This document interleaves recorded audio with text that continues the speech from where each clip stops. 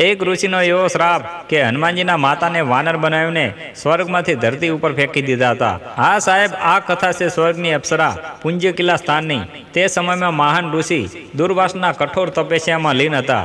દેવતાના રાજા ઇન્દ્રને ડર લાગવા લાગ્યો કે આ મહાન ઋષિ તપસ્યાની તાકાતથી ઇન્દ્રદેવથી પણ શક્તિશાળી બનીને ઇન્દ્રલોક ઉપર રાજ કરી લેશે।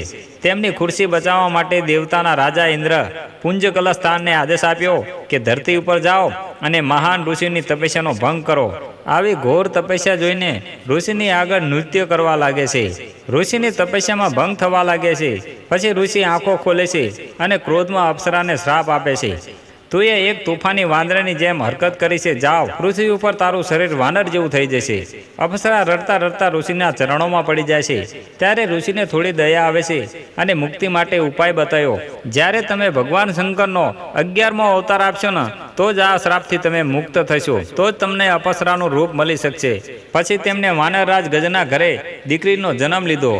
તેમના લગ્ન મહાન વાનર કેસરી જોડે થયા હતા, પણ શ્રાપથી મુક્તિ પામવા માટે તેમને એક પુત્રની જરૂર હતી। ત્યારે ભગવાન શંકરની પહાડ ઉપર ઘોર તપસ્યા કરી।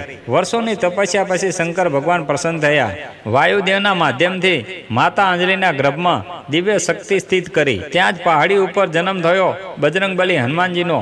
હનુમાનજીના અવતાર પછી અંજલિ માતાનો શ્રાપ તૂટી ગયો અને અપ્સરામાં ફરી ગયા। અને આ સ્થાન અંજલાધરી પર્વત કર્ણાટકમાં આવેલું છે। 575 પગથિયા ચડીને ભાવિ ભક્તો દર્શન કરવા આવે છે અને આ દર્શન જે કોઈ કરી લે એમની બધી મનોકામના પૂરી થાય છે। સાહેબ, તમે પણ આ દર્શન કરી રહ્યા છો તો વિડીયોને જરા પણ ઇગ્નોર ના કરતા લાઈક શેર કરી કમેન્ટમાં લખતા જજો। જય અંજલિ પુત્ર હનુમાન અને જય શ્રી રામ।